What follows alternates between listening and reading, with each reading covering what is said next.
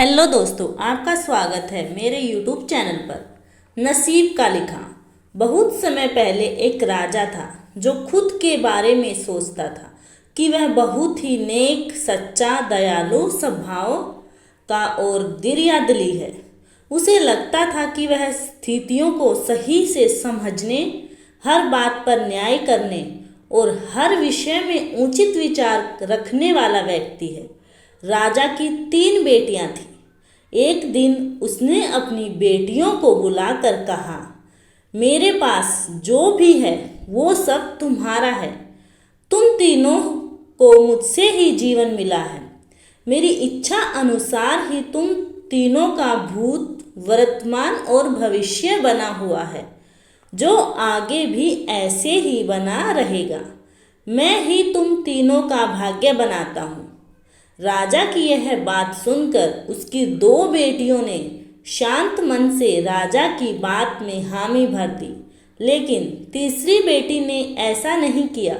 उसने कहा, नहीं, मुझे तो नहीं लगता कि आपके हाथों में मेरा भाग्य है।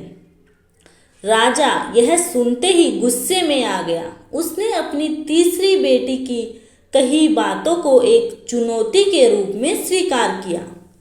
उसने खुद को अपनी तीसरी बेटी के सामने सही साबित करने की ठान ली और उसे जेल में बंदी बना दिया।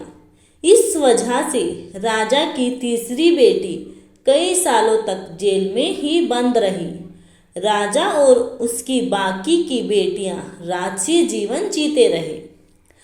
राजा मन ही मन सोचता कि यह मेरा ही हुक्म है जो मेरी जिद्दी बेटी जेल में कैद है। लोगों को भी यही लग रहा होगा कि राजा का ही हुक्म है जो उसकी बेटी को ऐसा भाग्य मिला है। उसकी प्रजा के लोग भी यही सोचते थे।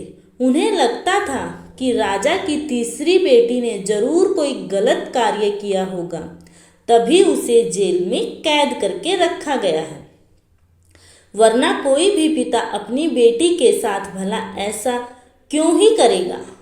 राजा कभी कभी जेल में कैद में अपनी तीसरी बेटी से मिलने के लिए जाता था। उसकी बेटी बहुत कमज़ोर हो गई थी, लेकिन अभी भी उसके विचारों में कोई बदलाव नहीं आया था। मगर राजा अपनी कमज़ोर होती बेटी की हालत और नहीं देख पा रहा था। एक दिन उसने अपनी तीसरी बेटी से कहा, इस तरह से तुम्हारा जिद करना मुझे बहुत गुस्सा दिलाता है। अगर तुम इस तरह मेरी आंखों के सामने रही तो गुस्से में मैं न जाने क्या कर बैठूंगा। मैं तुम्हें मौत की सज़ा भी दे सकता हूँ, लेकिन मैं एक अच्छे दिल का हूँ। इसलिए मैंने सोचा है कि तुम अब मेरे राज्य के पास के ही एक जंगल में वाली जमीन पर जानवरों के साथ रहोगे।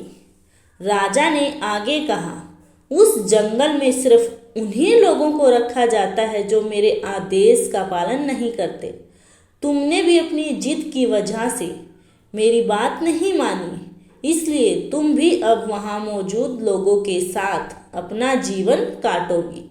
इसके बाद तीसरी बेटी को उस जंगल की जमीन पर रहने के लिए भेज दिया गया। वहाँ वह फल और सब्जियाँ खाने और एक गुफा में रहने लगी। उसके पास पीने के लिए झरने का पानी और ठंड से बचने के लिए सिर्फ सूरज की धूप का ही सहारा था। वहाँ की खुली हवा में रहते हुए और फल फूल खाते खाते वो जल्द ही पूरी तरह से स्वस्थ हो गई। उसने वहाँ पर खेती करना भी शुरू कर दिया। गुफा को उसने घर की तरह सजा लिया था और खुशी खुशी वहीं रहती थी। एक दिन वहाँ पर एक भटकता हुआ राहगीर आ पहुँचा। उसने देखते ही देखते राजा की तीसरी बेटी से प्रेम हो गया और दोनों खुशी खुशी वहीं रहने लगे। उस जंगल में उन दोनों के अलावा और भी कई लोग रहते थे, जिनकी मदद से उन्होंने उस जंगल को एक शहर के रूप में बदल दिया। कुछ ही सालों में राजा की तीसरी बेटी और वो राहगीर उस शहर के राजा रानी बन गई। अब उनके शहर की चर्चा दूर दूर तक होने लगी। जैसे ही इसकी जानकारी राजा को मिली, वह उस जंगल में सब कुछ देखने के लिए पहुंच गया। जब उसने वहां की राजगद्दी पर अपनी बेटी को बैठे देखा और उसके साथ में एक खूबसूरत युवक को, तो उसके होश उड़ गई। राजा की बेटी ने अपने महल में अपने पिता का पूरे सम्मान के साथ स्वागत किया। उसने अपने पिता से उसके बुरे बर्ताव में फैसले के लिए कुछ भी नहीं कहा। जैसे ही राजा वहां बैठा तो उसे एक आवाज़ सुनाई देने लगी, जो कह रही थी कि हर इंसान स्वयं ही अपना भाग्य बनाता है।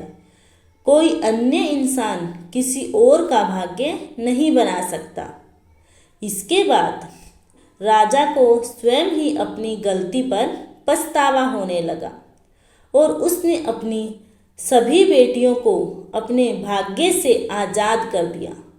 उसने अपनी तीनों बेटियों से कहा, भले ही तुम तीनों का भाग्य मेरे हाथों में है, लेकिन हर व्यक्ति खुद ही परिस्थितियों के अनुसार अपना भाग्य अच्छा एवं बुरा बना सकता है। कहानी की सीख है, राजा और उसकी तीन बेटियों की कहानी हमें यह सीख देती है कि कोई भी व्यक्ति किसी का भी भाग्य बना या बिगाड़ नहीं सकता।